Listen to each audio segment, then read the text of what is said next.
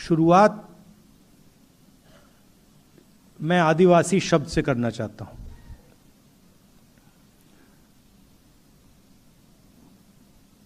आदिवासी शब्द का बहुत गहरा मतलब है।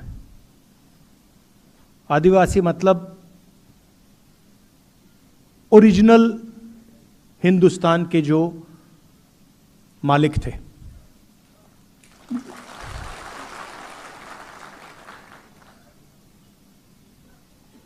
अगर आप यहां 1000-2000 साल पहले, 3000-5000 साल पहले आते तो सारी की सारी जमीन आदिवासियों के हाथ में थी। इस बात को कोई डिस्प्यूट नहीं करता, यह सच्चाई है। और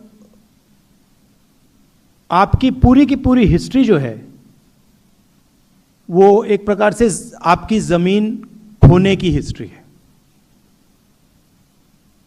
पहले पूरे देश की जमीन आपकी थी। आस्ते आस्ते आस्ते आस्ते आस्ते आस्ते आस्ते आपको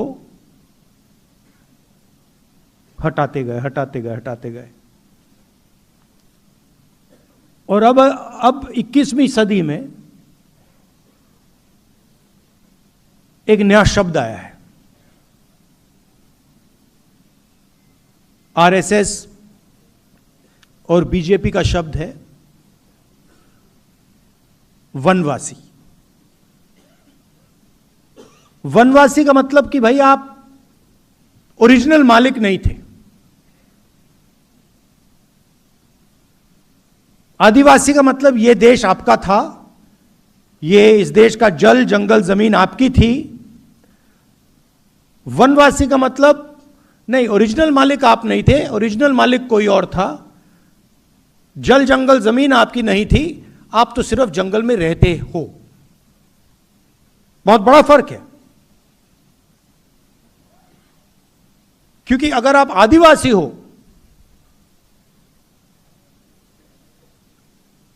तो फिर इस देश का आप पर कर्ज है। आपकी जमीन ली गई, आपका जल, आपका जंगल, आपकी जमीन वो आपसे छीनी गई। इसका मतलब आप पर कर्ज है। वनवासी मतलब कुछ नहीं। वनवासी मतलब आप तो जंगल में रहते हो भाई, क्या लेना देना। और वनवासी बिरसा मुंडा जी जो हैं, इनकी सोच पर आक्रमण है।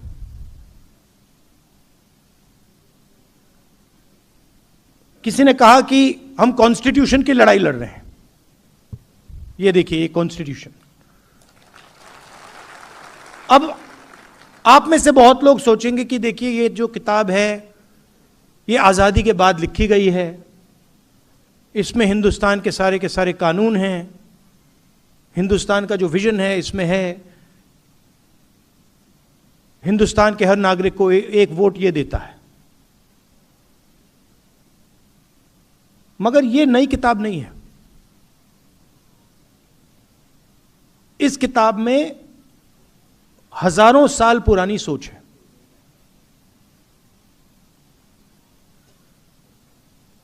बीजेपी के लोग, मोदी जी बिरसा मुंडा जी की मूर्ति के सामने हाथ जोड़ते हैं, अंबेडकर जी की मूर्ति के सामने हाथ जोड़ते हैं, फूले जी के मूर्ति के सामने हाथ जोड़ते हैं, गांधी जी की मूर्ति के सामने हाथ जोड़ते हैं। मगर जो बिरसा मुंडा जी ने कहा था, जिस चीज के लिए वो मरे, उसकी रक्षा नहीं करते। तो इस किताब में बिरसा मुंडा जी की आवाज है। और जब बीजेपी इस आवाज पर आक्रमण करती है, जब आपको वनवासी कहती है, जब आपकी जमीन छीनती है, आपका जल छीनती है, आपका जंगल अदानी को देती है, तो सिर्फ संविधान पर आक्रमण नहीं कर रहे हैं, वो बिरसा मुंडा जी पर आक्रमण कर रहे हैं।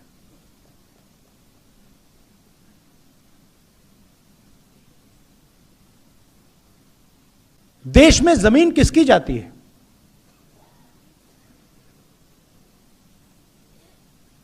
जब भी विकास की बात आती है, सीधा आदिवासी की जमीन छीन लेते हैं। स्टैचू बनानी है, आदिवासी की जमीन छीनो। माइन खोलनी है, आदिवासी की जमीन छीनो, और फिर वापस कॉम्पनसेशन भी मत दो। मतलब आपके कोई अधिकार नहीं है, कोई हक नहीं है।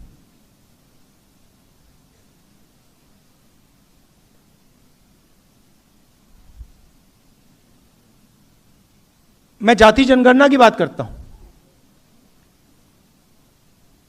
और जब मैं जाति जनगणना की बात करता हूं, आरएसएस के लोग, मोदी जी, बीजेपी के लोग मेरे ऊपर आक्रमण करते हैं। मगर जाति जनगणना का क्या मतलब है? पूरा देश जानता है कि इस देश में तकरीबन 9% आदिवासी हैं, 10% आदिवासी हैं। देश जानता है 15% दलित हैं,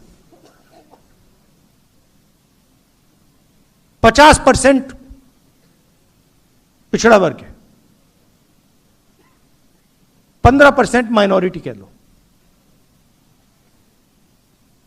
आपने प्राइवेटाइजेशन शब्द यूज किया। आपने कहा कि school, college, university, public sector privatise हो जाता है। यह गलत शब्द है। प्राइवेटाइजेशन से लग रहा है कि जब यह प्राइवेटाइजेशन होता है यह सबको जाता है। इस शब्द से यह लगता है कि भैया प्राइवेटाइजेशन होता है तो आदिवासियों को भी मिलता है, दलितों को भी मिलता है, पिछड़ों को भी मिलता है। नहीं, प्राइवेटाइजेशन का मतलब चुने हुए 5-7% लोगों को मिलता है। पहले पब्लिक सेक्टर हुआ करता था, उसमें रिजर्वेशन था, उसमें आदिवासी युवा जा सकता था, दलित जा सकता था, पिछड़े वर्ग का जा सकता था। अब खोलिए अदानी जी की कंपनी की लिस्ट खोलिए, उनके सीनियर मैनेजमेंट की लिस्ट खोलिए, दिखा दीजिए मुझे कौन सा आदिवासी बैठा है वहां पे।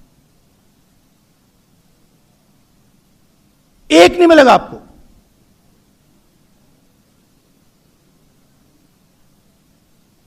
बड़े बड़े ब्यूरोक्रेट्स की लिस्ट निकाल दीजिए।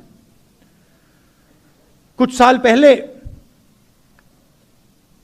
धूमधाम से बजट का रिलीज हुआ, 11 अफसर खड़े थे, फोटो ली गई, और मैंने सवाल पूछा कि भैया ये जो 11 अफसर हैं, इनमें 90% का तो कोई है ही नहीं। मतलब पूरे देश का धन बांटा जा रहा है, लाखों करोड़ रुपए बांटे जा रहे हैं, और लाइन में आपको ना एक आदिवासी, ना दलित, ना पिछड़ा।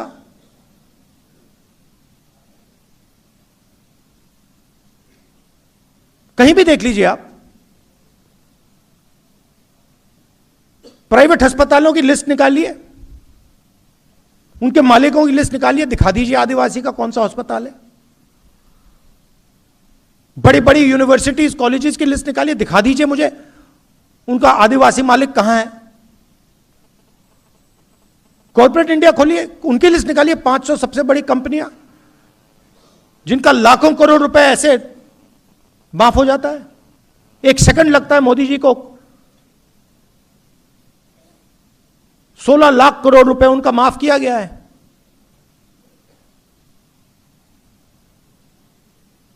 उनकी लिस्ट निकालिए, मालिकों की लिस्ट निकालिए, दिखा दीजिए वहां पे कौन सा पिछड़ा है, दलित, आदिवासी, माइनॉरिटी, कहां है लोग उसमें। तो देश का पूरा धन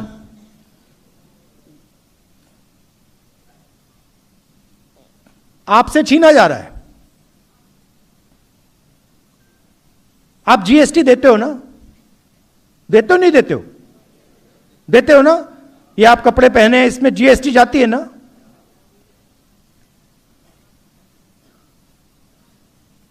आपने अगर ये शर्ट खरीदी, जितनी जीएसटी उस पर लगती है अदानी जी की भी उसी शर्ट पे लगेगी ना? लगेगी नहीं लगेगी? तो जितना टैक्स आप देते हो उतना अदानी देता है।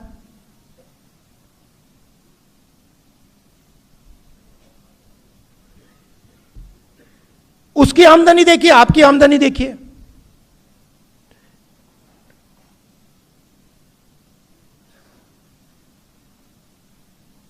आप मुझे बता दीजिए, आप में से कितने लोगों का कर्जा माफ हुआ है?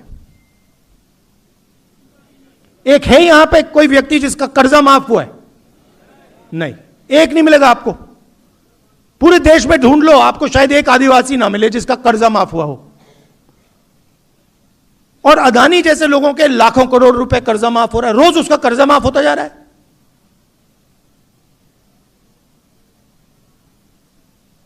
तो जाति जनगणना मतलब है कि यह पता लगाना, जैसे तेलंगाना में हमने कर दिया है,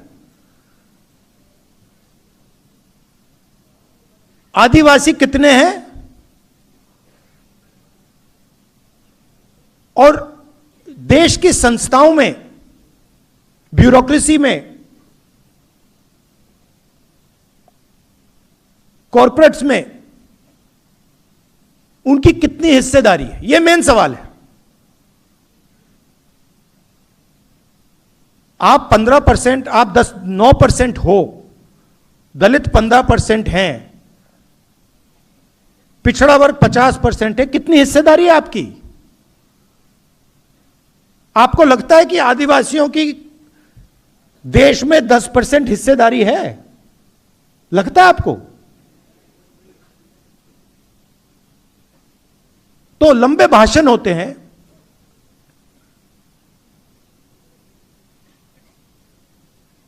बिरसा मुंडा जी की मूर्ति के सामने ये लोग हाथ जोड़ते हैं, और फिर जब पावर देने का टाइम आता है या धन देने का टाइम आता है, चुप हो जाते हैं। कांग्रेस पार्टी ने मनरेगा किया था। मेरी एक कुछ दिन पहले केरल में डिस्कशन हुआ, एक व्यक्ति मुझसे कहता है कि ये जो आदिवासियों को, दलितों को फ्री में दिया जाता है, ये कब बंद होगा? मैंने उसे जवाब दिया, जिस दिन अदानी अंबानी जैसे लोगों को फ्री में माल मिलना बंद हो जाएगा, उस दिन आदिवासियों का फ्री बंद हो जाएगा। मतलब इनको दिखता भी नहीं है। मनरेगा में व्यक्ति को फ्री में कुछ नहीं मिलता, वो खून पसीना देकर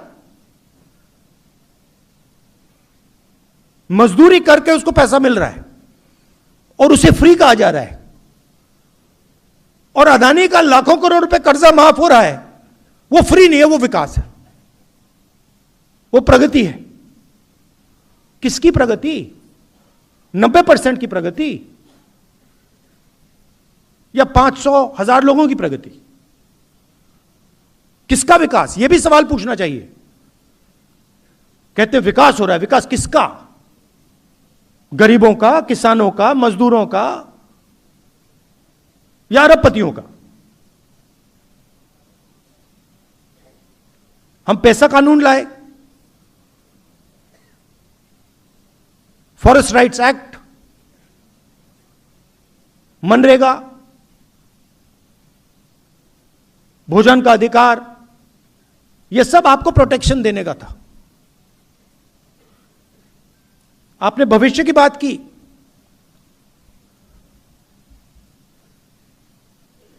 सारे के सारे कॉलेजेस, स्कूल्स, यूनिवर्सिटीज गुजरात में तो सारे बंद कर दिए हैं, स्कूल कॉलेज सब बंद कर दिए हैं, पूरा प्राइवेटाइज कर दिया है।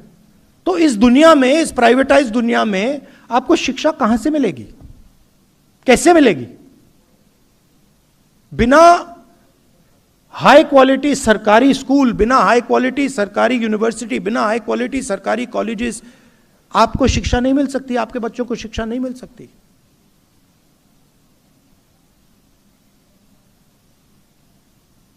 तो अगर हमें आदिवासियों की मदद करनी है तो सरकारों को जो उनकी जिम्मेदारी है फिर से पूरी करनी पड़ेगी। सरकारी अस्पताल, सरकारी कॉलेज, सरकारी यूनिवर्सिटी, सरकारी स्कूल हाई क्वालिटी के, जिसमें आपके बच्चे जाके कम से कम पैसा देकर पढ़ पाए और कॉम्पिटिटिव रहें। मुझे काफी अच्छा लगा कि आप सब मिले और आपने आदिवासी विजन की बात की। भविष्य में हमें क्या करना है, आपका एक मैनिफेस्टो होना चाहिए कि हम देश में और गुजरात में आदिवासियों के लिए ये करवाना चाहते हैं और हम करवा के छोड़ेंगे।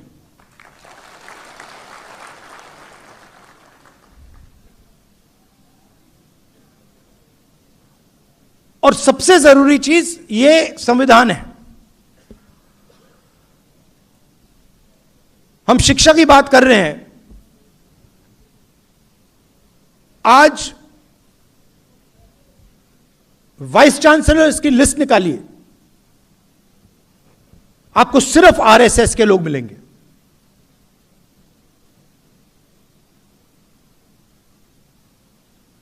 सिर्फ आरएसएस के लोग, उनको कुछ शिक्षा के बारे में कुछ नहीं मालूम,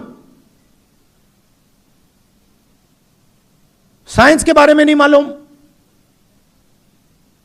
हिस्ट्री के बारे में नहीं मालूम, बस आरएसएस की मेंबरशिप है इसलिए वाइस चांसलर बन रहे हैं।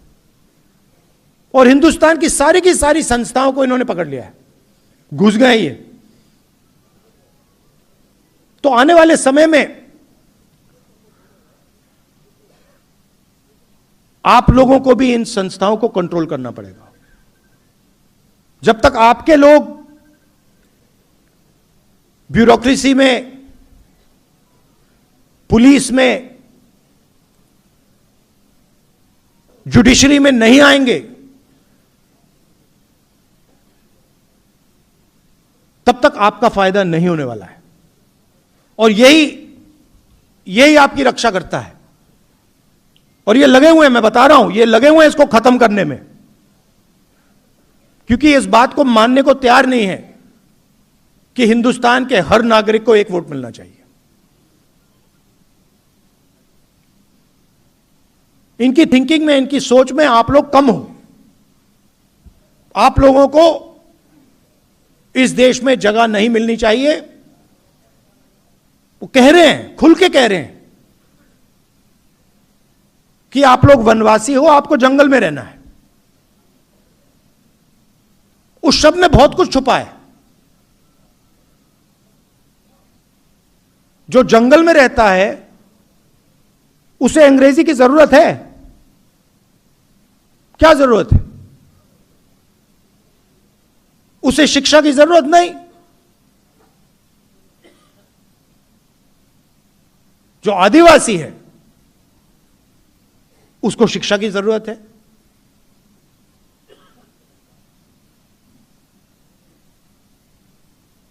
तो इस शब्द में पूरा का पूरा इनकी थिंकिंग छुपी हुई है। आपको कहते हैं वनवासी।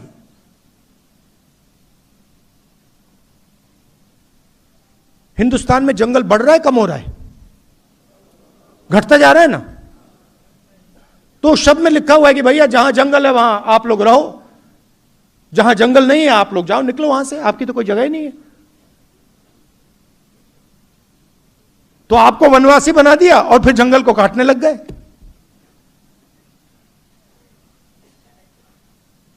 जब जंगल खत्म हो जाएगा फिर आप लोग मजदूरी करोगे।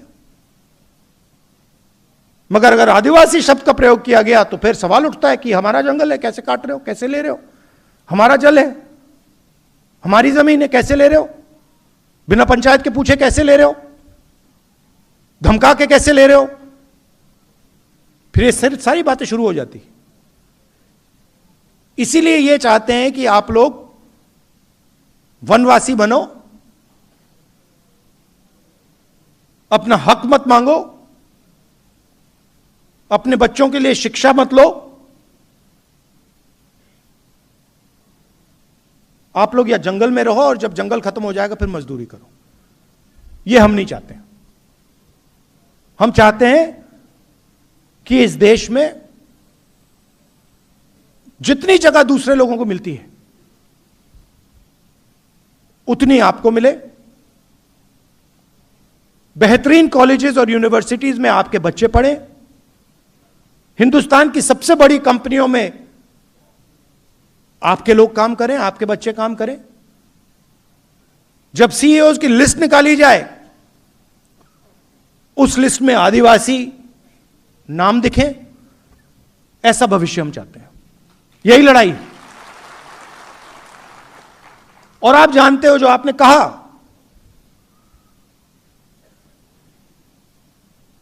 कि मेरे दिल में, मेरे परिवार के दिल में, कांग्रेस पार्टी में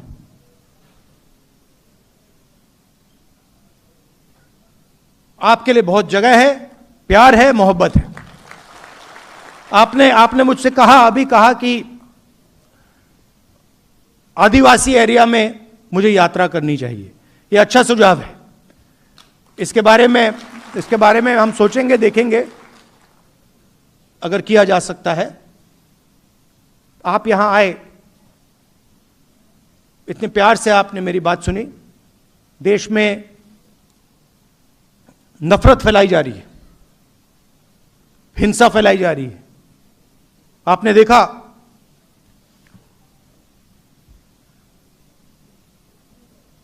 ईरान में युद्ध हो रहा है।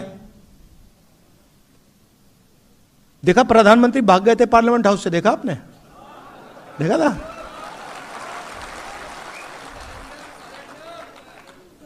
सुना है मैंने 25 मिनट का भाषण किया। मैं आपको गारंटी कह रहा हूं, लिख के रख लो, पार्लियामेंट हाउस में डिबेट नहीं कर सकते।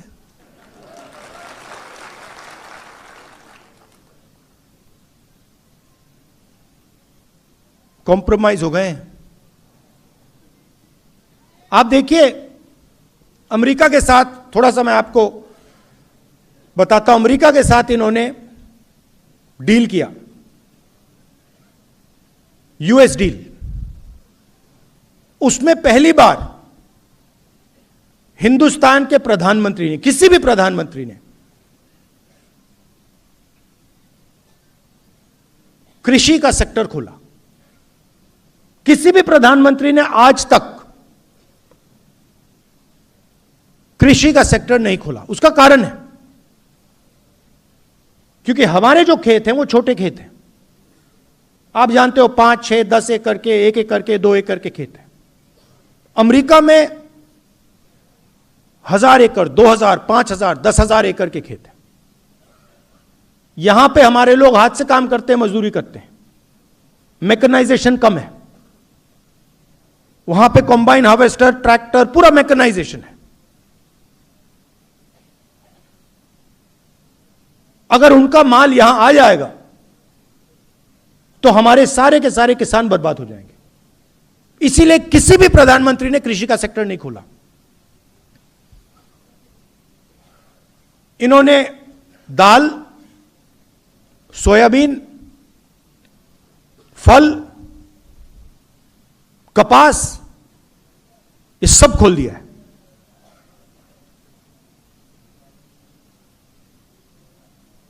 चार महीने के लिए नहीं खोलना चाह रहे थे। 4 महीने वो फंसा हुआ था और मैं पूछ रहा था क्यों फंसा है। सरकार के लोग कह रहे थे कि क्योंकि कृषि का सेक्टर नहीं खोलना। हिंदुस्तान का पूरा डेटा जो है, जो इस देश की पूंजी है, आप 21वीं सदी में, पिछली सदी में जो तेल की जगह होती थी 21वीं सदी में वो डेटा है। जिसके पास डेटा है उसकी प्रगति होने वाली है। पूरा का पूरा हिंदुस्तान का डेटा नरेंद्र मोदी ने अमेरिका को पकड़ा दिया।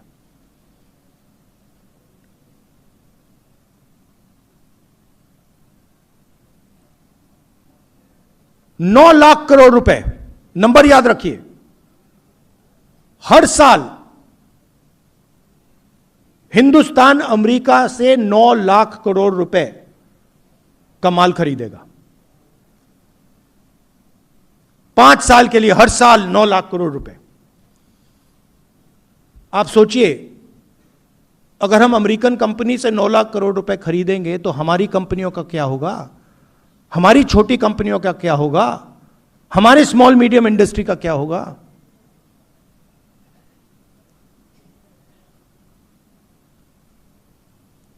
अमेरिका का जो टैक्स था वो 0 कर दिया और हमारा पहले से ज्यादा कर दिया।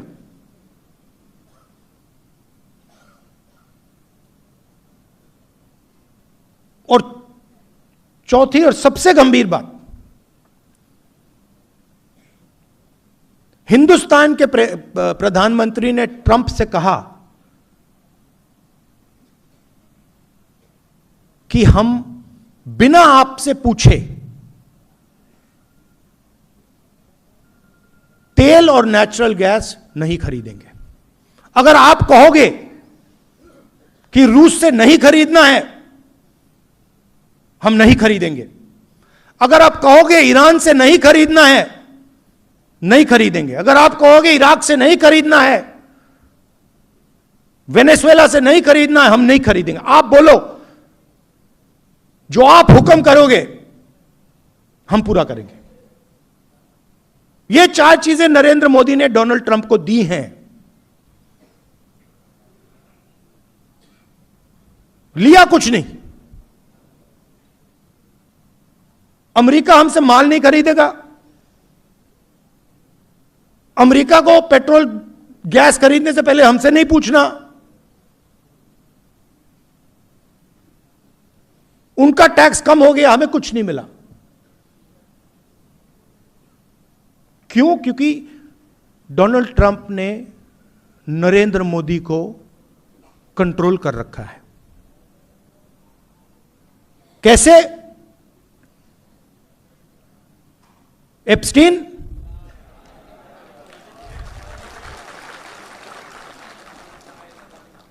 वो हैं 4-5 तरीके, मगर मैं आपको सिर्फ 2 बता रहा हूं आज।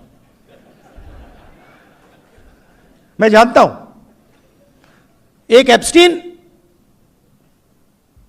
और दूसरा अदानी। और अदानी के बारे में थोड़ा सा मैं आपको समझाना चाहता हूं। मोदी जी और बीजेपी का जो पूरा फाइनेंस का स्ट्रक्चर है, यह अदानी है।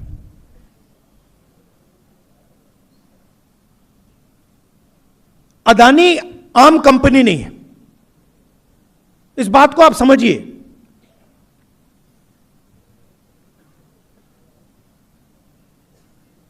अदानी बीजेपी, नरेंद्र मोदी, इनका स्ट्रक्चर है, फाइनेंशियल सिस्टम है।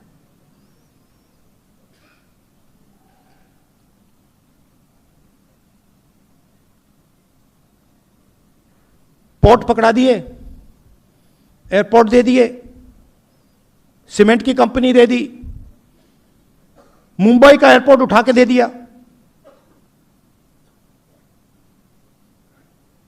Solar power, wind power, infrastructure,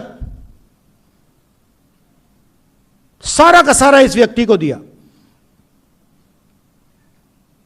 क्या लगता है आपको, यह काम फ्री में हो रहा है क्या? फ्री में हो रहा है? नहीं, फ्री में नहीं हो रहा।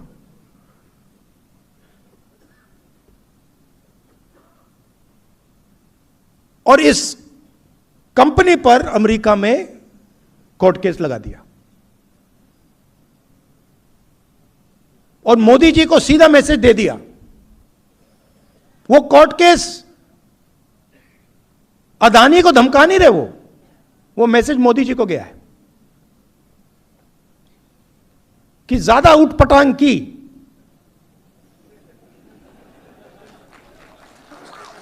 हिंदुस्तान के लोगों के साथ ड्रामा करना है कर लो, हमारे साथ ड्रामा किया ना तूने, फिर देखना। पूरा का पूरा रिकॉर्ड उनके हाथ में भाई। पैसा कहां गया, कहां से कहां गया, कैसे जाता है, कब जाता है, सारा हाथ में। डोनाल्ड ट्रंप ने तो खुल के कह दिया, गूगल पे जाइए देखिए, वो तो कह रहा है कि भैया मैं नरेंद्र मोदी के करियर को खत्म कर दूं जब चाहता हूं, मुझसे मत करवाओ।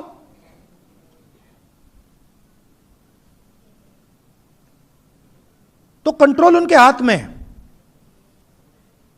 प्रधानमंत्री 100% कॉम्प्रोमाइज्ड है।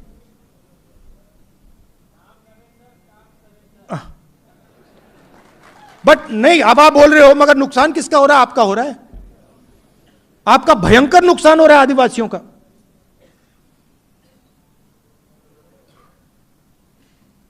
जमीन आपकी जा रही है, जल जंगल आपका सब जा रहा है, कॉलेज यूनिवर्सिटी जा रही हैं, सारा का सारा प्राइवेटाइज हो रहा है।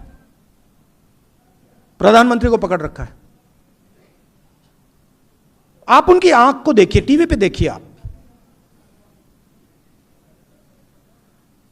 25 मिनट का भाषण दिया, अभी दिया।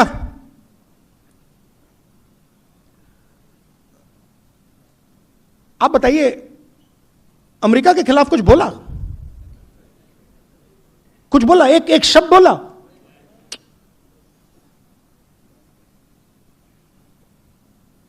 %% कंट्रोल में है।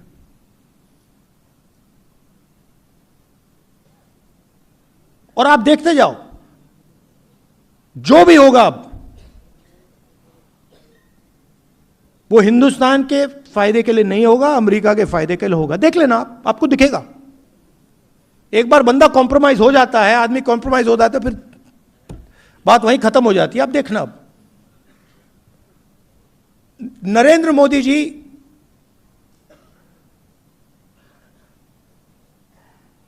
ट्रंप के सामने चूं तक नहीं कर सकता है। बता रहा हूं आपको, मैं सच बोलता हूं। ट्रंप कहता है कि हिंदुस्तान और पाकिस्तान का युद्ध उसने रुकवाया।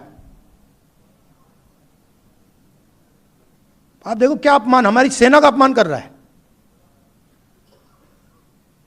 कहता है हिंदुस्तान के जहाज गिरे, 7 जहाज गिरे, मैंने युद्ध रुकवाया। मोदी जी के मुंह से चूं तक आवाज नहीं निकली। एक बार नहीं बोला, 50 बार बोला उसने, बोलता रहता है। हमारा प्रधानमंत्री एक शब्द नहीं बोल पाता। क्यों? कंट्रोलर हाथ में उसके है।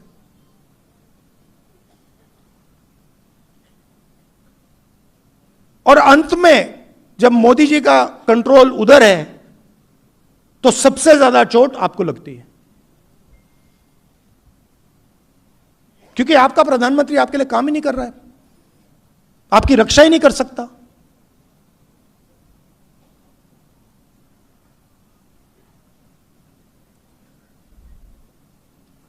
ज्यादा लंबा बोल गया,